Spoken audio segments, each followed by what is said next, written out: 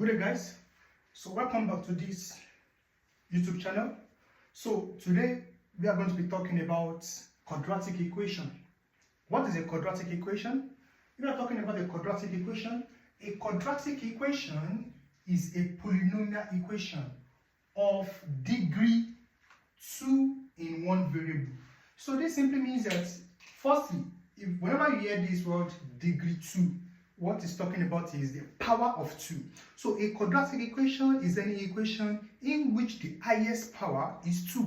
That's it. That is what this definition is talking about. A quadratic equation is an equation in which the highest power is 2. And we have only one variable.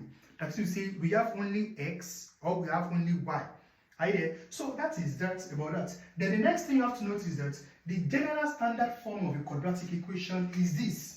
That is, this is the general standard form of a quadratic equation. So the general standard form of a quadratic equation is ax squared plus bx squared, ax squared plus bx plus c equals 0. So this A simply represents the coefficient of x squared, b represents the coefficient of x, while c represents the constant number. So this is the general form of a quadratic equation.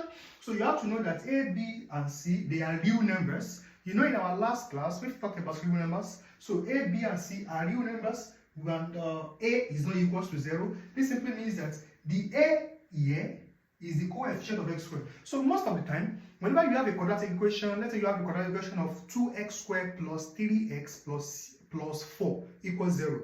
They ask you that in this quadratic equation, what is a? A simply represents the coefficient of x squared. B represents the coefficient of x, while C represents the constant number. So that is that about that. Then you have to know that we have the types of quadratic equation. Basically, we have two types of quadratic equation. The first one is pure quadratic equation. So whenever you hear the word pure quadratic equation, this is the equation that takes the form this. So pure quadratic equation takes this form ax squared plus c equals 0. This is the general form in which a pure quadratic equation takes, and it can also be referred to as incomplete quadratic equation. So this simply means that if they ask you that what's another word for pure quadratic equation, the answer is what? Incomplete quadratic equation. And what is the general representation of a pure quadratic equation? That is ax squared plus c equals 0. So this simply means that in pure quadratic equation there is no bx. Are you there? So the second type of quadratic equation is affected quadratic equation. So this affected quadratic equation, this is the quadratic equation which is not pure. So we can say that affected quadratic equation is the opposite of pure quadratic equation, and it takes the form ax squared plus bx plus c equals 0. So this simply means that affected quadratic equation takes the general standard form of a quadratic equation. So that is that about what pure quadratic equation and what affected quadratic equation. Then let's talk about the forms of quadratic equation. So we also have the forms of quadratic equation. The first form of a quadratic equation is the standard form.